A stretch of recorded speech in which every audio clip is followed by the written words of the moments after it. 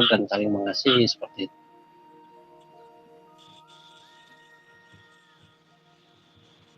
Oke, ya. Aduh, macet nih. Halo, Kang. Ya, sangat luar biasa ya, Kang Aryo ini. Ya mudah-mudahan nanti program-program yang pernah saya cetuskan untuk supaya teman-teman juga ada kerja nyata sesuai dengan para leluhur yang memberikan amanahnya. Ya kalau memang mau diteruskan ya monggo siap. Di sini nanti ada tanah sedikit. Syukur-syukur biar bisa teman-teman para spiritual ini bisa berkumpul. Ya nanti terserah lah mau dibawa di mana terserah. Ya kalau memang siap ya ayo kita jalankan, kita kerja nyata supaya tidak apa namanya dikatakan halu ya. Itu untuk para sahabat semuanya. Nih mana nih Kang Aryo nih?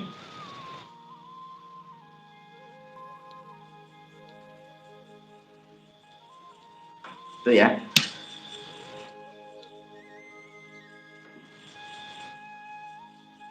Ya pokoknya para sahabat semuanya terkait dengan Sang Kinasih Satrio Piningit saya rasa dan saya yakin itu pasti ada.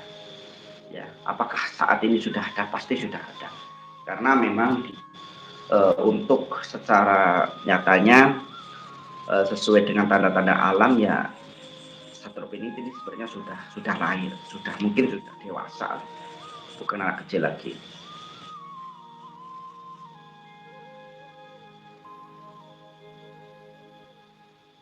Ya, secara nyatanya pasti akan hadir di tengah-tengah kita. Satrio Piningit ini tidak ngumpet secara gua atau di aman, enggak. Beliau ini hadir di tengah-tengah kita, ada di tengah-tengah kita. Mungkin kita juga pernah bersalaman atau mungkin pernah komen di sini ataukah selalu setia nonton, memberikan semangat kepada saya untuk mengedukasikan, untuk mengajak orang-orang supaya bisa damai dengan sesamanya. Ya syukur-syukur bisa bersatu membentuk suatu kerja yang nyata. Ya mudah-mudahan seperti itu ya.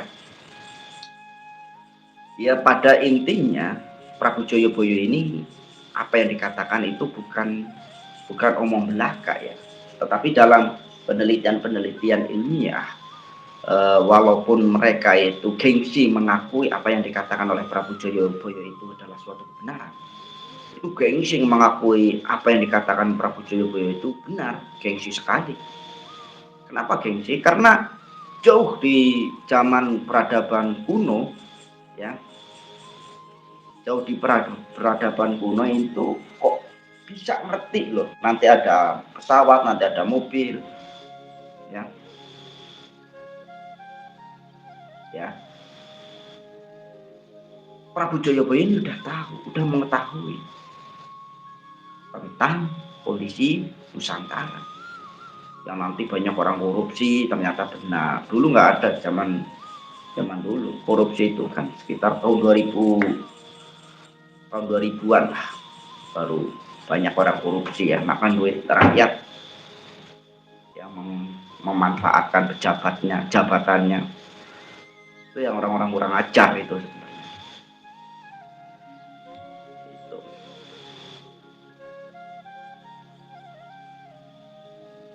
Ya pada intinya kalau secara roh saya itu ya sering ketemu dengan orang yang sama ya secara mimpi ya. Saya sering ketemu dengan orang yang sama untuk hampir puluhan kali saya pernah bermimpi bertemu dengan sosok orang. Cuma saya nggak tahu itu Satrio Piningit atau bukan. Tapi dalam mimpi saya itu saya harus serius dalam mengedukasikan seperti ini atau memberitahukan tentang nanti akan ada datanya Satrio Piningit. Salah satunya itu. Keduanya, saya bersama pemuda itu juga ya, itu belum lama kemarin. Terus ada rembulan itu besar banget ya, bulat seperti bulan purnama. Jadi ketika malam itu kan cahayanya itu hampir pohon-pohon itu kelihatan semua. Nah, dari rembulan itu tuh keluar cahaya berwarna biru tuh, terus jatuh kepada kita berdua itu di situ, ya. Pada sosoknya sama, sama itu, rambutnya hitam, ya. Rambutnya dalam mimpi saya itu hitam. Ya kalau umur sih, kalau di situ sih, kalau dalam mimpi itu muda ya, sangat muda ya. Ini ada narasumber lagi nih tadi. Itu dalam mimpi saya seperti itu. Nah,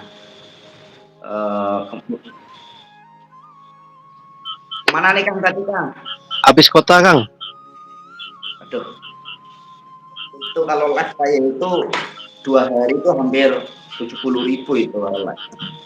Itulah, Kang. Semalam tuh diisi 7 GB ya. Ini udah habis ini, terakhir ini. Iya emang saya kalau live itu memang boros. Ya itu saya sih menyampaikan dalam mimpi itu tadi, bukan saya ingin dipercaya atau tidak, itu bukan urusan saya ya. Iya. Yang penting saya hanya menyampaikan, anggap aja bunga tidur.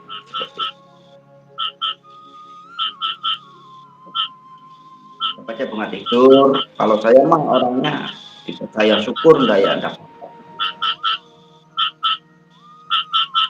Tapi kalau kita di sini cerita tentang spiritual kita dalam arti tentang kegaiban kita, payah kita menjabarkan, Kang. Takutnya nanti kita dibilang halu lah, ngaco lah, dan itu pro dan kontra itu pasti.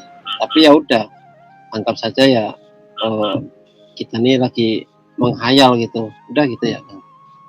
Jadi ranah ini sangat susah kalau dijabarkan gitu loh, Kang. Tapi menghayal kita yang bagus gitu loh, Kang.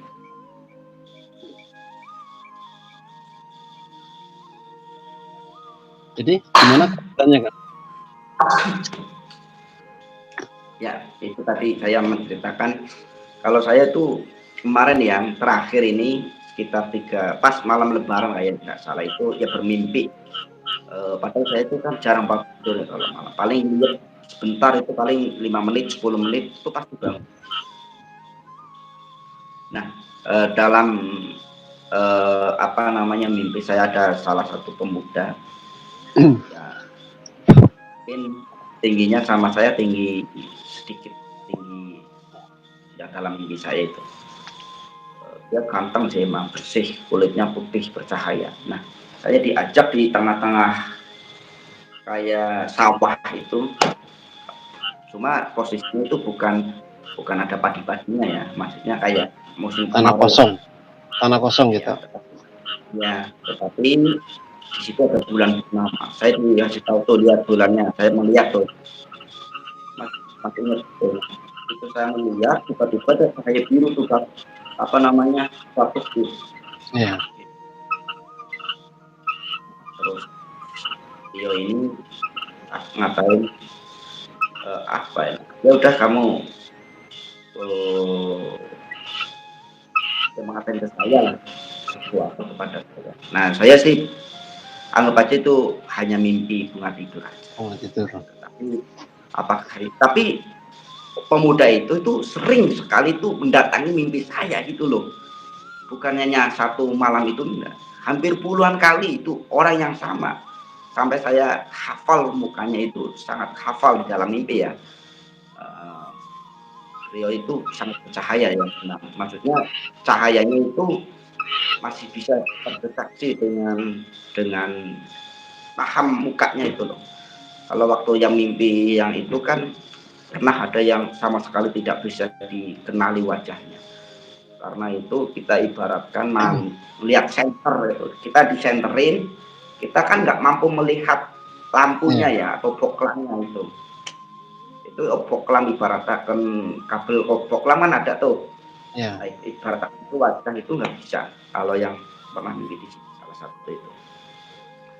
Nah, saya mau bertanya juga nih Kang, kedepannya ini harus seperti apa ini spiritual ini supaya tidak menciderai ramalan Prabu Joyoboyo yang di kalangan kaum muda ya generasi milenial mengatakan bahwasanya apalagi ramalan Prabu Joyoboyo atau kedatangan Satropinit itu adalah suatu cerita yang fiktif, apalagi dengan kaum Wahabi ya yang tentunya sangat tidak setuju dengan ramalan Prabu Joyoboyo yang itu adalah suatu musyrikan. Itu kan membuat generasi-generasi orang Jawa, orang yang spiritual ya, baik Jawa maupun non Jawa ya, artinya Nusantara lah, itu seakan-akan juga tidak mengenali dengan ramalan Prabu Joyoboyo.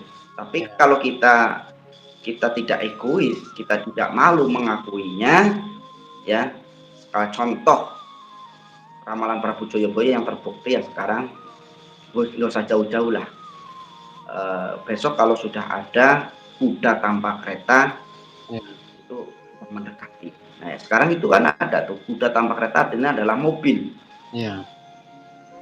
Sekarang udah ada, padahal di zaman 600 tahun yang lalu nggak ada apa-apa, kan adanya mungkin kuda doang. Ya itu kan alat transportasi atau alat kendaraan lah. Zaman sekarang sudah ada. Nah bagaimana menurut sampean ini? Monggo. jadi ya sebelumnya ya maaf sama orang Jawa ya, kita pun orang Jawa juga. Seharusnya kalau leluhur kita itu menjabarkan sedetail mungkin, ayo kita sama-sama orang Jawa kita bangkit seperti itu. Buat para spiritual ini dan itu terjadi, kita janganlah merasa kita diri ini ada. Jadi bagus kita nih orang yang tidak ada gitu, kita merendah gitu, ya kan? Ayo kita sama-sama bangkit, kita kumpul, kita malulah kalau kita gembar-gemborkan leluhur kita, tapi nyatanya leluhur kita dalam arti generasi muda tidak ada yang minat, terus cerita ini zong, kecewa leluhur kita. Nah di situ jangan salah kalau diguncangkan, dijebolkan, dibikin bencana, karena anak keturunannya pada ngeyel gitu. Jadi mau selamat kamu enggak gitu, kalau mau selamat ya ayo ikutin apa kata hati, seperti